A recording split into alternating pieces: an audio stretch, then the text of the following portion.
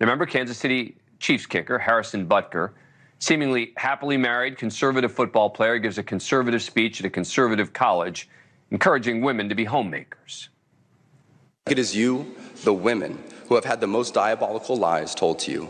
Some of you may go on to lead successful careers in the world, but I would venture to guess that the majority of you are most excited about your marriage and the children you will bring into this world. Look, they're controversial comments for sure. I would not have said it, right? They're his personal views. The level of outrage, soul-searching, demands for others tangentially affiliated with him to disavow the comments continues to dominate the news cycle, with calls for him to be fired from the Chiefs, not the least because he's now doubled down, instantly making him a villain to the left and a hero to some on the right.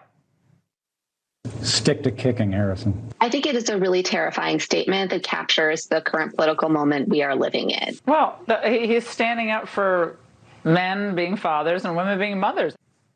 On both sides, they don't want to just talk about his comments. They want to tie them into whatever broader positions they support. I mean, even the White House spokesperson took a question on Butker's speech and used it to pivot to the Biden administration's stance on the Supreme Court decision overturning Roe versus Wade. Yet meanwhile, did you even know there is another professional football player who also happens to be a kicker who is now facing serious accusations of sexual assault? And no one seems to be all that outraged. No one's even talking about it, neither on the left nor the right. On Friday, 2 female flight attendants sued NFL kicker Brandon McManus, accusing him of sexually assaulting them on a flight to London last September while he was with the Jacksonville Jaguars. The women say McManus, who is now signed with the Washington Commanders, attempted to kiss one of them and grinded and rubbed up against both of them while they were trying to do their work. Both McManus and the Jaguars are named as defendants. McManus denies the allegations in the lawsuit. The Jaguars say they're looking into it.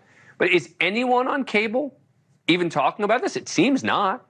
An analysis of recent coverage on the major cable network shows that within the 2.5 weeks since Butker gave that speech, he's been mentioned more than 7 times. It would appear McManus has not been mentioned once. Within a week of his commencement address, parts of Butker's speech are being played and replayed on every major channel. Crickets for the allegations against McManus in the week since news of the lawsuit against him broke. Now, you can argue the lawsuit is unproven allegations, and yet we know Butker made the statements. Okay, but come on. Even if there were criminal charges, right?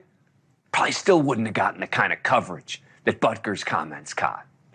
Maybe, just maybe, to many in the left-leaning media, there's no greater outrage than going after a liberal narrative, while on the right, there's nothing more worthy of endless hours of praise or bashing the left-leaning media.